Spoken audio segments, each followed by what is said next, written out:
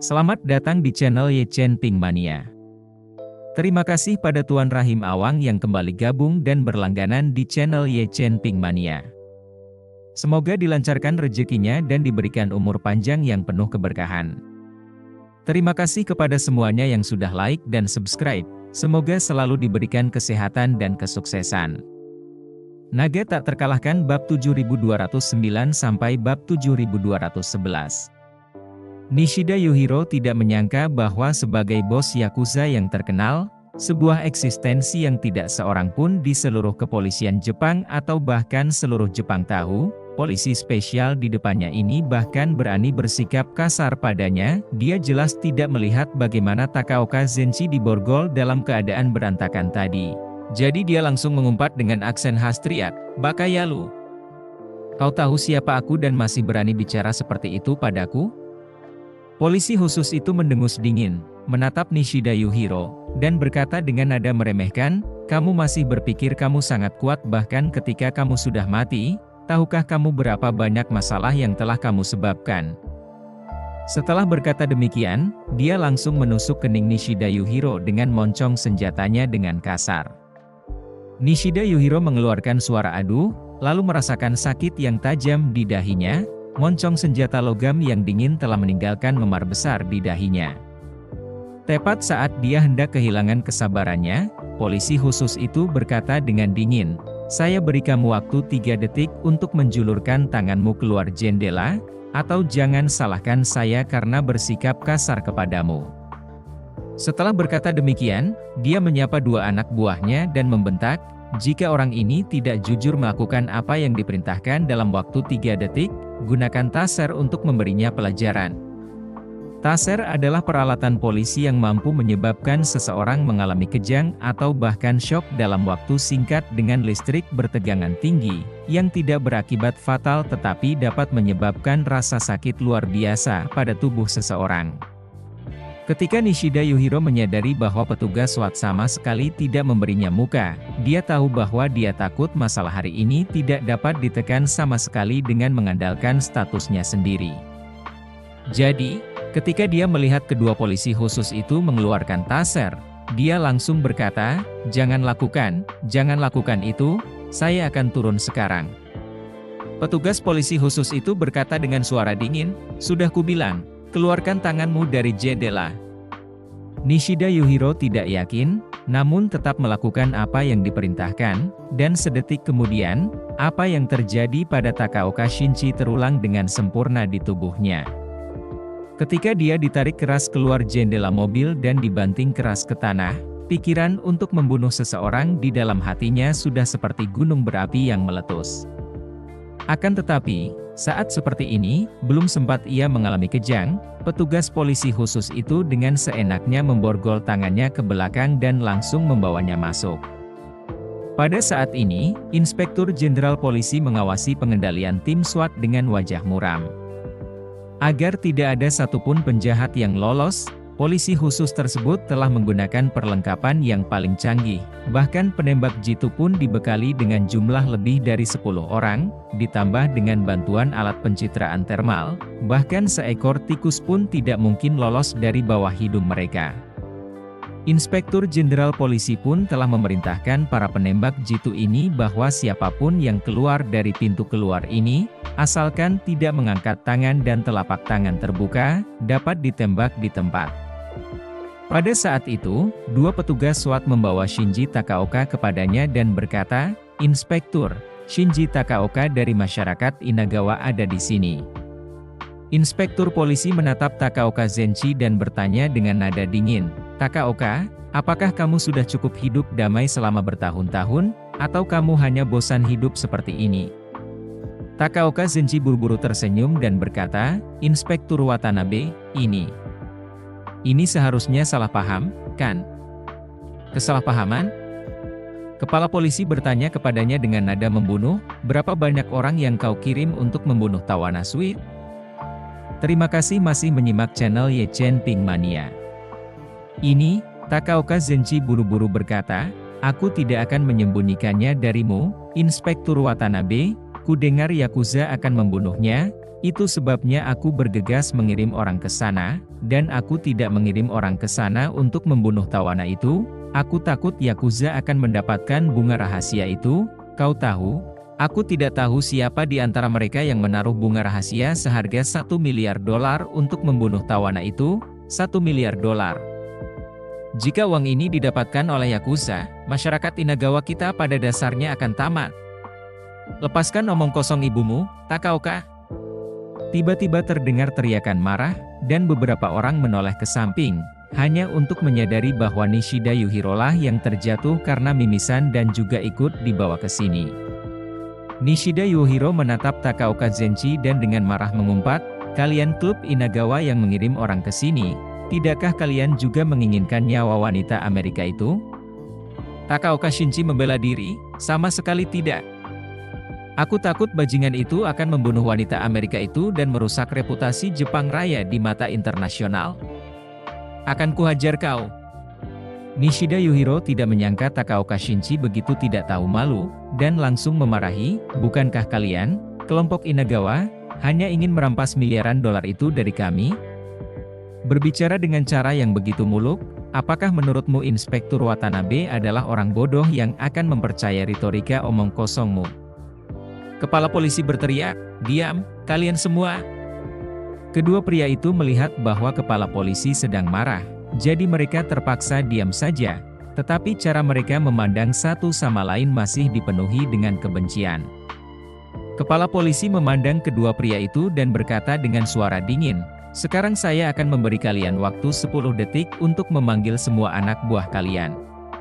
Semua orang kalian di kedua sisi, satu persatu, harus meletakkan senjata mereka, menyerah, mengangkat tangan mereka tinggi-tinggi, dan berjalan keluar satu persatu dalam satu barisan, dan siapapun yang berani melawan, atau bermaksud melawan, atau menjadi ancaman di mata polisi khusus kita, akan ditembak di tempat." Nishida Yuhiro buru-buru berkata, "Inspektur Watanabe, anak buahku dapat menyerahkan senjata mereka kapan saja. Dan aku akan jujur padamu, aku sudah lama menyadari bahwa tindakanku sangat salah dan aku tidak dapat mencoreng nama baik Jepang Raya, jadi aku hanya bisa bertahan hidup. Dan aku telah memberitahu mereka untuk segera mengungsi sebelum mereka melihat wanita Amerika itu." Setelah mengatakan itu, dia melotot ke arah Takaoka Zenchi dan dengan marah menegur, "Anak buahku menelepon untuk memberitahu bahwa semua ini terjadi karena sialan Takaoka Zenchi itu menyuruh anak buahnya menghalangi mundurnya anak buahku, dan dengan tegas menolak mengizinkan anak buahku mengungsi. Jika terjadi sesuatu malam ini dan mendiskreditkan Jepang, itu semua adalah tanggung jawab Takaoka Zenchi. Dasar kentut!" Takaoka Zenchi juga marah besar. Dia juga berbicara dengan anak buahnya di telepon dan mengetahui situasi umumnya, jadi dia segera membalas, "Jelas anak buahmu yang pertama kali datang untuk membunuh wanita Amerika itu, dan ada kemungkinan besar kamu sudah berhasil membunuhnya. Kamu hanya ingin segera melarikan diri dari sini, tetapi anak buahku tidak membiarkanmu lolos begitu saja. Mereka menghalangi jalan mundurmu karena mereka ingin meninggalkan gerombolan penjahatmu di sini agar polisi dapat mengambil alih. Orang-orangku sepenuhnya benar. Ini hukuman untuk kejahatan dan kebaikan. Kau, Nishida Yuhiro tidak menyangka Takaoka Shinji begitu tidak tahu malu, jelas-jelas datang untuk merampok bunga hitam, tetapi dia berkata bahwa dia di sini untuk menghukum kejahatan dan mempromosikan kebaikan, jadi dia langsung gemetar dan mengutuk, "Apakah kau pikir ada yang percaya apa yang kau katakan? Kau siaan tidak tahu malu. Kau kelompok Inagawa selalu tidak melakukan apa-apa selain kejahatan, kapan kau pernah memiliki tanggung jawab sosial seperti ini? Orang-orangmu menghalangi jalan mundur orang-orangku, dan membunuh serta melukai banyak orangku, semua nyawa malam ini, satu persatu, akan berada di kepala masyarakat Inagawa MU.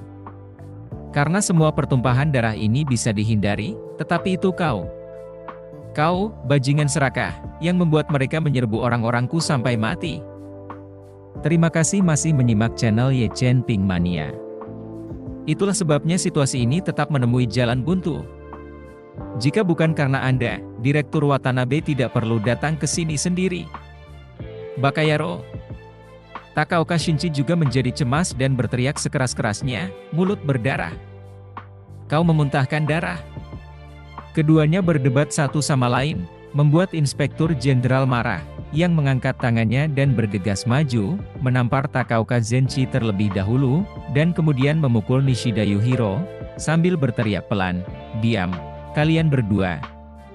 Tanggung jawab apapun atas apa yang terjadi hari ini dibagi 50-50 antara kedua kelompok kalian, tidak ada yang lolos begitu saja. Sejauh yang saya tahu, ada lebih dari 100 kematian dan cedera di dalam malam ini, dan kalian berdua, sebagai pemimpin dari dua geng yang kejam ini, pasti akan dijatuhi hukuman maksimum selain hukuman mati, kalian berdua dipenjara seumur hidup. Ketika saatnya tiba, saya dapat secara pribadi meminta pengadilan untuk menempatkan kalian di penjara yang sama untuk menjalani hukuman kalian, atau bahkan menempatkan kalian di sel yang sama, sehingga kalian dapat berdebat selama sisa hidup kalian. Begitu keduanya mendengar bahwa ada lebih dari 100 orang yang meninggal dan terluka, dan bahwa mereka sendiri akan dijatuhi hukuman penjara seumur hidup, keduanya menjadi ketakutan dan lumpuh karena putus asa. Padahal, selama bertahun-tahun, urusan dalam geng sudah lama tidak perlu mereka tangani sendiri. Semua urusan sudah diurus oleh bawahan, bahkan kalau kadang-kadang kesulitan harus menerima hukuman hukum, tapi juga adik laki-lakinya yang tidak bisa terbebas dari penderitaan, adik laki-laki mereka berdua harus melayani bos. Dan bos mereka tidak perlu menanggung tanggung jawab hukum apapun. Tetapi hari ini hal sebesar itu, kalau benar-benar mau dikejar, kedua bosnya tentu tidak bisa lepas, dijatuhi hukuman penjara seumur hidup juga masuk akal. Mereka pun tahu bahwa ini adalah hal yang wajar, itu sebabnya mereka ketakutan, ini kemungkinan besar berarti bahwa mereka sudah tidak berdaya untuk kembali ke surga. Saat ini orang-orang sudah dikendalikan oleh polisi, ada kemungkinan penangkapan langsung, dan kemudian persidangan penahanan, menunggu untuk masuk penjara. Jadi ini juga berarti bahwa mereka akan kehilangan kebebasan pribadi mereka mulai sekarang. Takaoka Zenchi langsung tersedak, Inspektur Watanabe, masalah ini tidak ada hubungannya denganku, ini semua ide bawahanku yang saya percaya. Wakil Presiden saya Itagaki, kamu harus segera menangkapnya dan membuatnya bertanggung jawab atas masalah ini. Nishida Yuhiro pun tersadar dan berkata dengan tergesa-gesa, benar, Inspektur Watanabe, akhir-akhir ini hal ini juga tidak ada hubungannya denganku, ini semua adalah ulah orangku Matsushima, jika kalian ingin menangkapnya, kalian harus menangkapnya, bukan aku. Kepala polisi berkata dengan dingin, jangan khawatir, tidak mungkin hanya kalian berdua yang bisa ditangkap, yang telah menimbulkan kesalahan besar seperti ini, pada dasarnya kedua petinggi kalian akan masuk. Tepat saat itu, terdengar teriakan memilukan, Inspektur Watanabe, bagaimana dengan saudara laki-laki dan keponakan saya? Saya ingin melihat mereka. Kerumunan itu menoleh ke samping dan menyadari bahwa itu sebenarnya adalah Mitsui Ryoikazu dari keluarga Mitsui, yang saat itu sedang berlari mati-matian menuju tempat itu seperti orang gila. Takaoka Zenchi dan Nishida Yuhiro tanpa sadar saling melirik, keduanya melihat keputusasaan yang mendalam di mata masing-masing. Apa artinya ini? Mendengarkan pertanyaan Mitsui Ryoikang, sulit dipercaya bahwa kakak laki-lakinya, Mitsui Ryotaka, kepala keluarga Mitsui, juga ada di dalam. Selain itu, putri satu-satunya, Mitsui Shinmei, juga ada di dalam, dan mungkinkah kedua guru ini sudah meninggal? Ini, pada dasarnya seperti memecahkan langit di Jepang. Pada saat itu, perkataan Inspektur Jenderal Polisi itu semakin membawa mereka berdua ke neraka. Inspektur Jenderal Polisi itu menghela napas dan berkata kepada Mitsui Ryoiku yang berlari mendekat dengan wajah malu, saya sangat menyesal Mitsui-san, kami telah menerima informasi pasti bahwa kakak laki-laki dan keponakan Anda telah terbunuh. Bersambung.